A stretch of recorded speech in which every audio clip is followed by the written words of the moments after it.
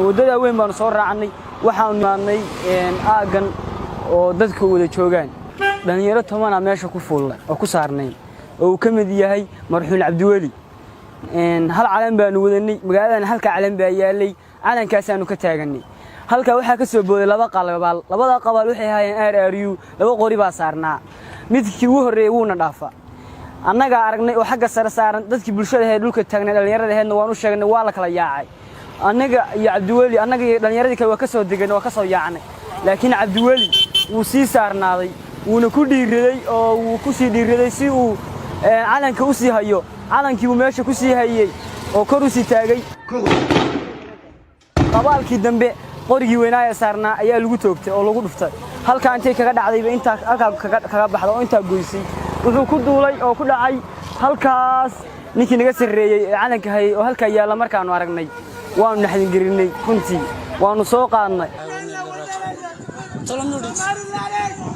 naftu dhulka wala meen dhicin ilaa gargaar gacmahaanu ku sidnay soo maskaxdiisa qubanayso dhiigiisana daadanayo si xun baan loo dilay dhakhtarka markaanu geynay dad baa rajo ka qabay laakiin anigu waan taagnaa waan arkay rajo kama qabin oo halkaas ku nafqaa oo naftu dhulka wala meen dhicin halkaas araa laga toogtay adakaysan markii saaxiibkii la diray aad iyo aad waan murugooday meelaan joogana isma garaneen waan orday waan cararay markaan dhakhtarka geeyay xaafadayda inoo taagan baan saarkay mar dambe ayaan miirkaysi aan siri adu mala dhintay mise saaxiibka nin saaxiibkay aad iyo aad baan u qirooday maalintii dhan ila ordayay halgankay gula jiray ila socday aad iyo aad baan ugu murugoosanaa arrinkaas